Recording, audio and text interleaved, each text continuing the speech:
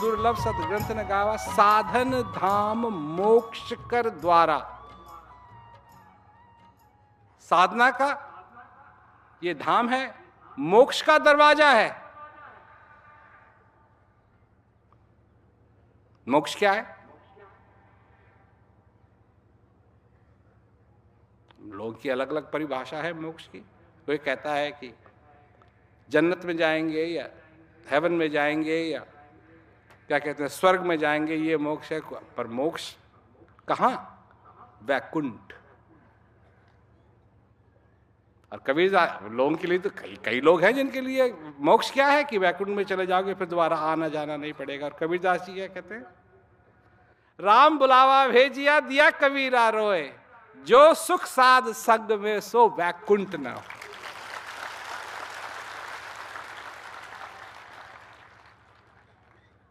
तो वो सुख ले लिया तुमने जिसकी कबीरदास जी बात कर रहे हैं, और नहीं लिया तो फिर सब अधूरा रह गया। तो वो सुख क्या है? वो वैकुंठ से भी ज्यादा है। ये कह रहे हैं कबीरदास जी, जो सुख साध संग में सो वैकुंठ न हो। समझो, विचारो, अपने जीवन को सफल बना। तुम्हारी मनोकामना अगर मरने की नहीं है तो हम कुछ नहीं कर सकते, जाना तो हमको पड़ेगा।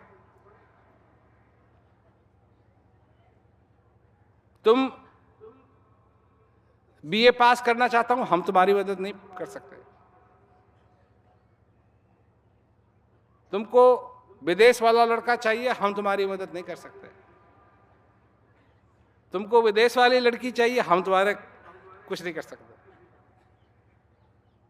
तुम करोड़पति बनना चाहते हो, हम तुम्हारी मदद नहीं कर सकते।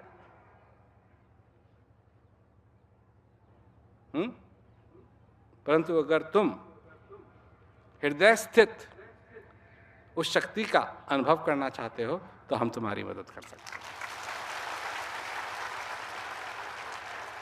जो तुम्हारे में है, तुम्हारी कल्पना में नहीं, जो तुम्हारे में है। ये बात और समझ लो। एक वो भगवान है जो तुम्हारी कल्पना का भगवान है, एक वो भगवान है जो तुम्हारी कल्पना से परे है। और अनुभव किसका करना है तुमको? एक तुम्हारे लिए कहानी रूप रहेगा, एक तुम्हारे लिए अनुभव रूप रहेगा। और जिस चीज का अनुभव कर लिया उससे हृदय को तसल्ली होती है। और जब हृदय को तसल्ली होती है उसी को शांति कहते हैं। फिर मनुष्य अशुभ से बच जाता है। अशुभ क्या है? इस जीवन के अंदर उस चीज का दर्शन न करना, यही अशुभ है। उसको न जानना, यही अशुभ है।